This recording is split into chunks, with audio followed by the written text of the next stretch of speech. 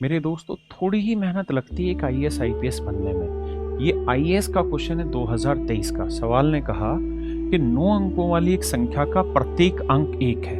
It is multiplied by itself. कहता है इसी नंबर को इसी से गुना किया। मान लीजिए कोई नंबर है x, कहता है इसी को x से ही गुना किया, मतलब रिजल्ट क्या हो गया x स्क्वायर। तो कह रहा है कि जो x स्क्वायर हुआ इसके डिजिट्स का सम क्या होगा।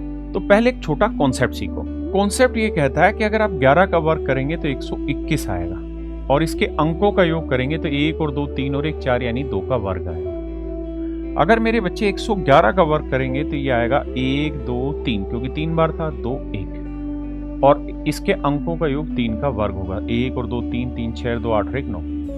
अगर मेरे बच्चे मैं 4 बार 1 लिखूं और इसका वर्ग करूंगा तो 1 2 3 4 3 2 1, और इसके सभी अंकों का योग जो होगा ना वो 4 का वर्ग होगा। तो यही कॉन्सेप्ट है जिसके आधार पर आपसे सवाल पूछा हुआ है। सवाल में कह रहा है कि एक नंबर है जिसमें 9 डिजिट और हर एक डिजिट की वैल्यू 1 1 है। इसको इसी से मल्टीप्लाई करना, मतलब इसका स्क्वायर कर रहे हैं। तो जो आंसर निकल के आएगा उसके सारे डिजिट्स का सम क्या होगा। तो मेरे दोस्तों कितनी बार है, 1 2 3 9 बार है। तो इसका मतलब इसके स्क्वायर का सम, इसका स्क्वायर करने पे जो इसका स्क्वायर करने पे जो वैल्यू आएगी उसके डिजिट्स का जो सम होगा वो 9 का स्क्वायर होगा यानी 81। दूसरा, आप ये बात भी जानते हैं कि हमारे पास एक डिजिटल सम भी हथियार है।